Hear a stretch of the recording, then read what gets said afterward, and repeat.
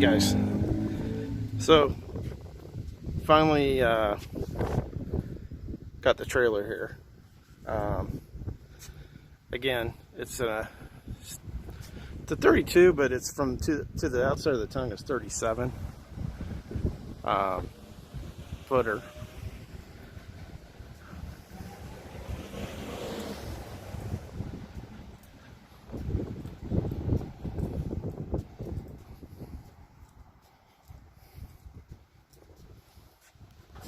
Got Freedom haulers on there. As you can see back here, there's the toy hauler part.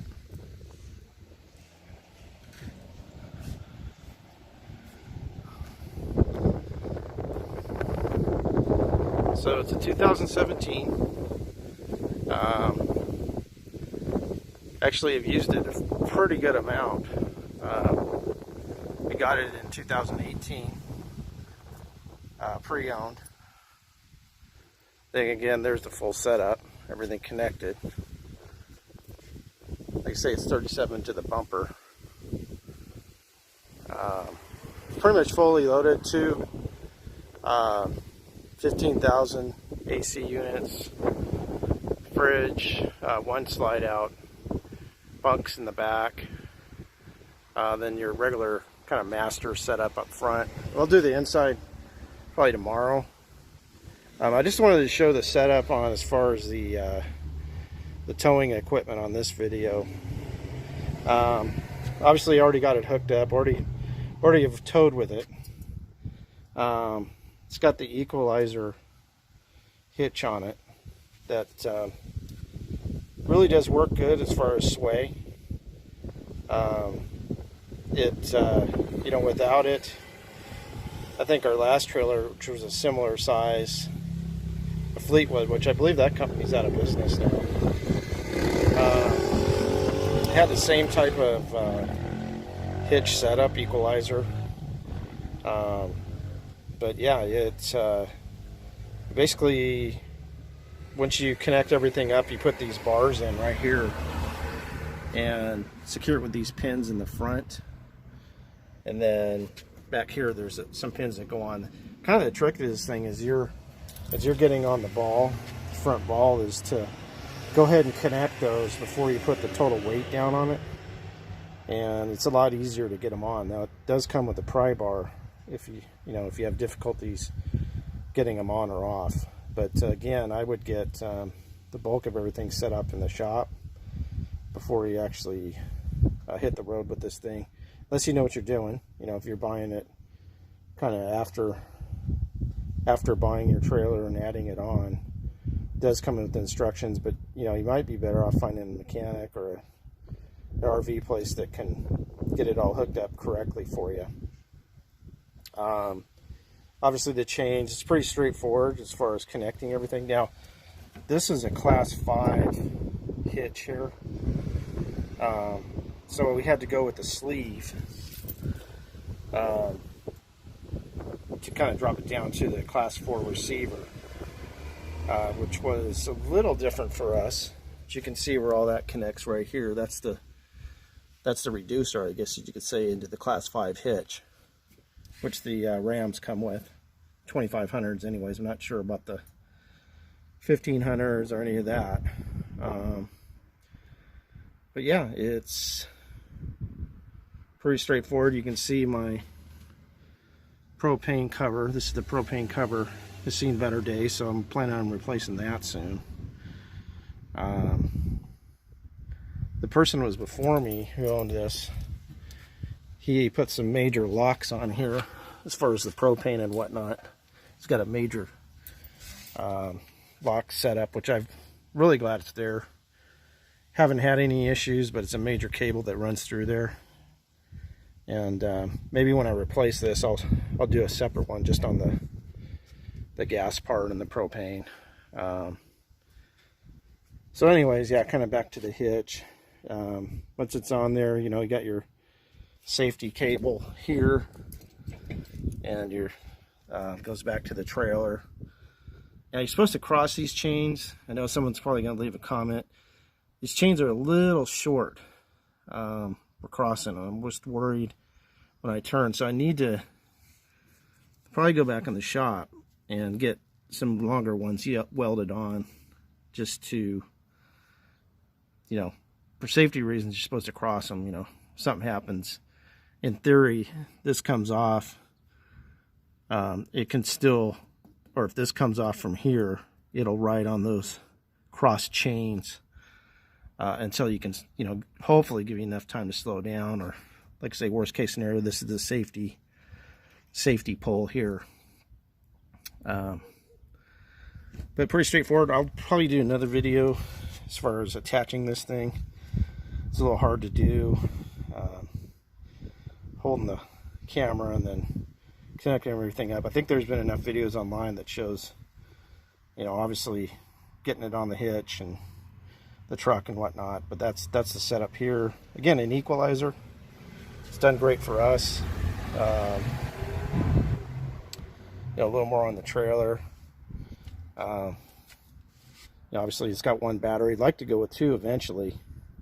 You know, as things permit. One interesting thing about these newer trailers, I guess you could say newer, our old one didn't have a battery disconnect like this. So basically, you pull that out if you want electrical, and you push it in to turn it off, which is different as far as battery inside the coach. So that's a little different things. It's got plenty of outside lighting too. A little dirty right now, but yeah, it's, now this generator has been a sore spot for me. I've worked on this thing over and over. I'm about ready to go with the Honda generator because the money and parts I've spent on this and it's still not working. Now that I see it's a Cummins, that's just great, because running the Cummins in the truck. But anyhow, yeah, it's just haven't been able to get it to run right. Again, several part changes and oil changes, and it just you know, doesn't seem to want to do its thing. So here's kind of the outside. Again, just got new tires. Went with the Freedom hauler, ST radial. Just got it out of the shop and had the brakes done. Had everything, all the wheel bearings lubed up. You know, made sure before this trip coming up that was all good to go.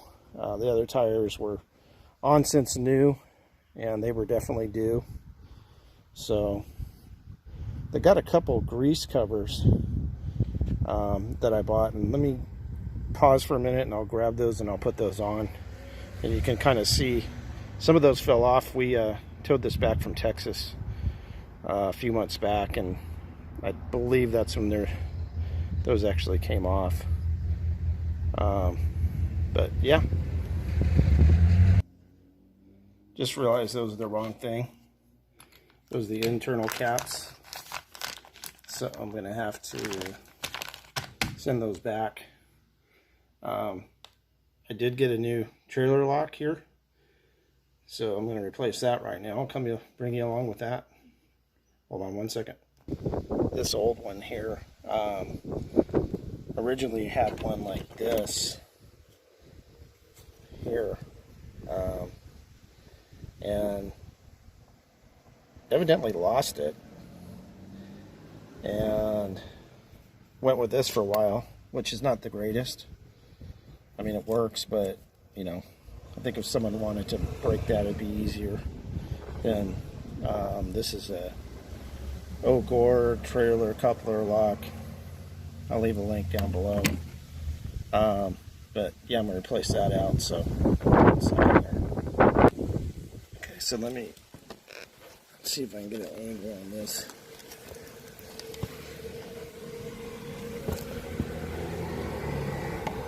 Hoping you guys can see that. Hopefully you can see that. But this lock kind of, if you've never had one of these, It goes in like that, and you just turn the whole inner core piece. You know, when I first owned a trailer, I had one of these, and it's kind of like, what the heck? So that's why this channel, I assume people are basically beginning phases of everything. So that essentially goes right there.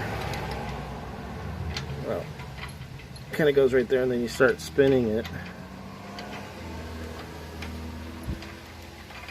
And hopefully you guys are seeing this.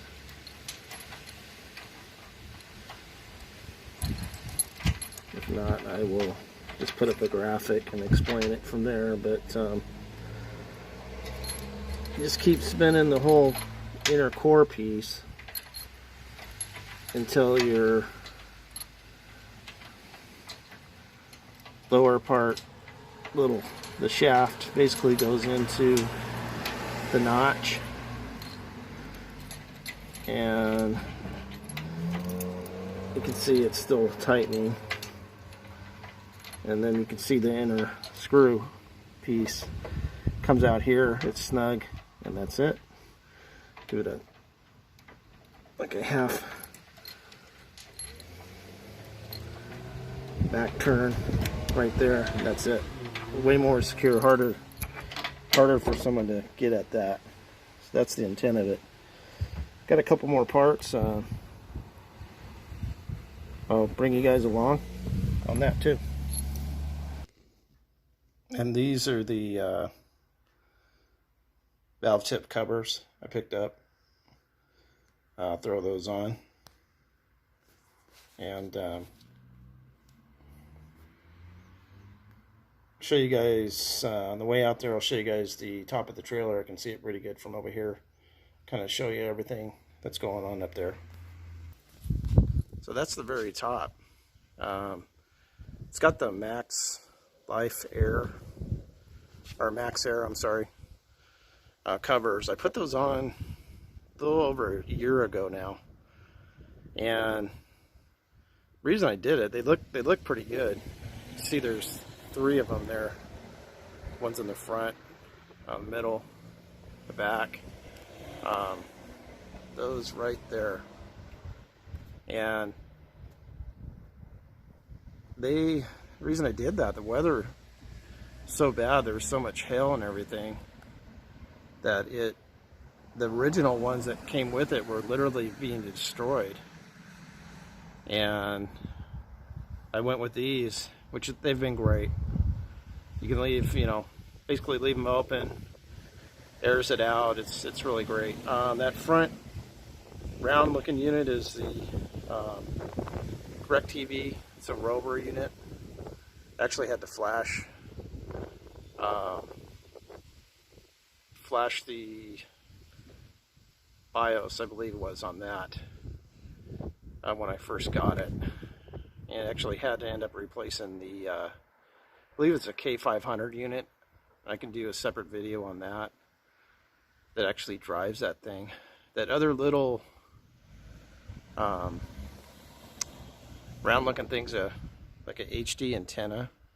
I don't know if I can point to it. Yeah, I won't pick it up, but and then the 2 got a forward AC unit, then the back AC unit. It does have solar on it as well. It's kind of nice for mainly discharging the battery when it sits in storage. Keeps it a little fresher, basically. Or, we don't do a ton of boondocking.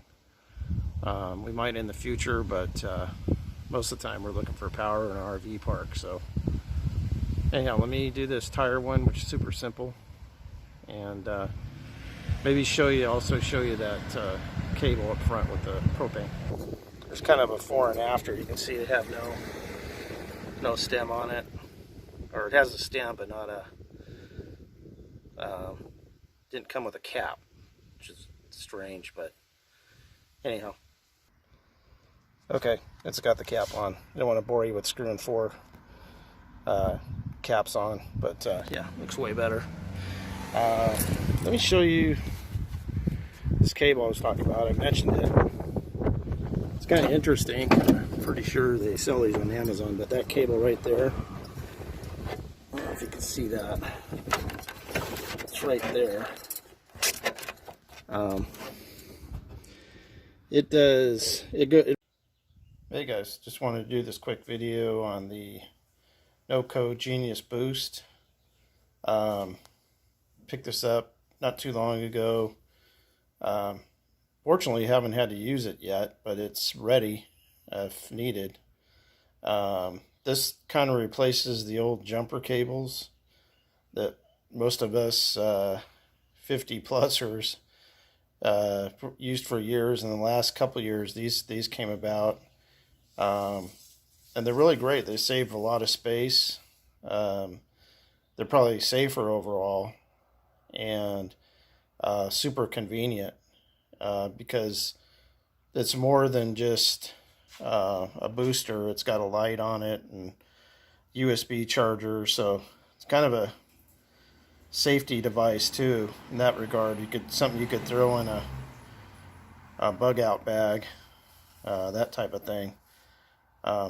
Anyhow, so this is the No-Code Genius Boost GB40 for 12 volt. They may make one for different types of batteries, but basically turn it on here.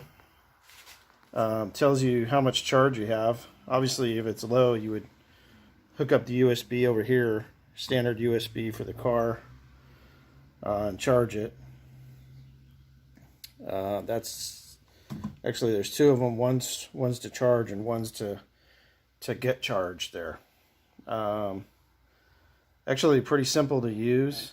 You just connect your clamps here to this side.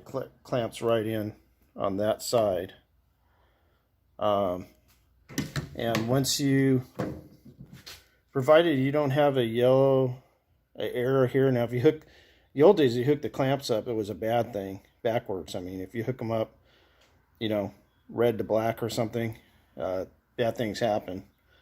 But this, if you do that, no worries.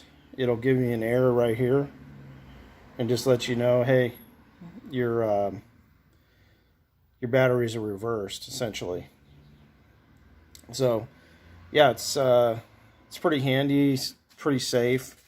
You know, most people can obviously handle operating something like that, even if maybe you've never jump started. It comes with pretty clear instructions as well. Matter of fact, I'll link up the video down in this description. Now, you can do a manual override on these, and that's right here.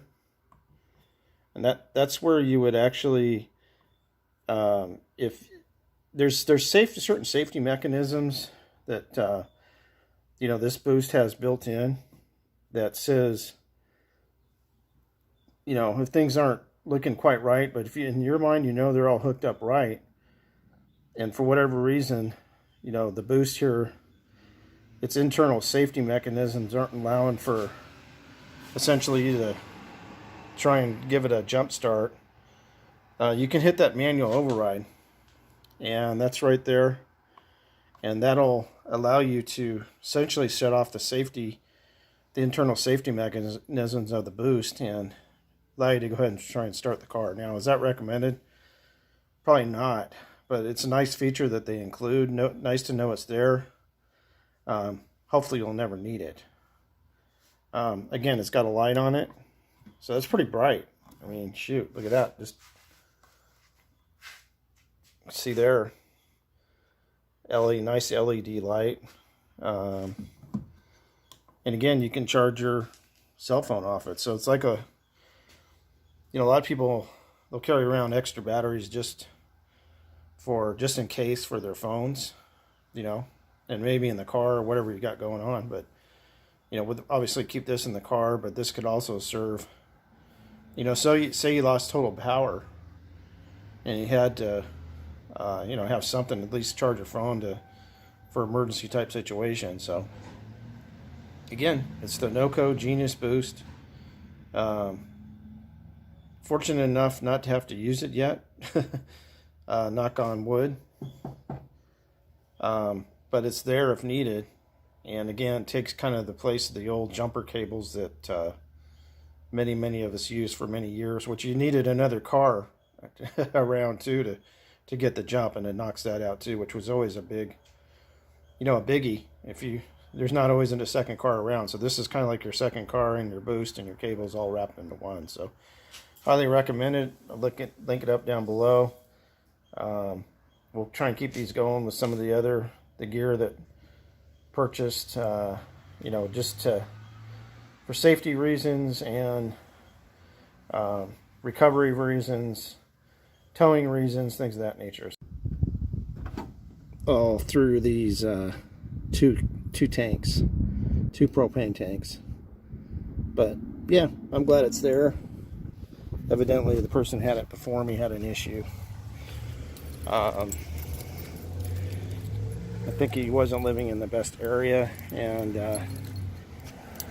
not that doesn't mean anything. Any area can be whatever, but lost the tank. So take you guys inside here.